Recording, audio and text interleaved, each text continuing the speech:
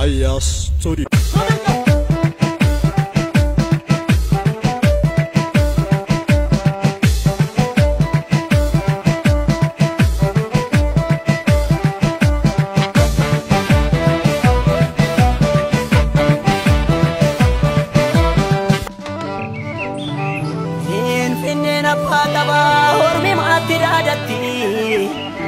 Yodi desingachina gamochi sirihati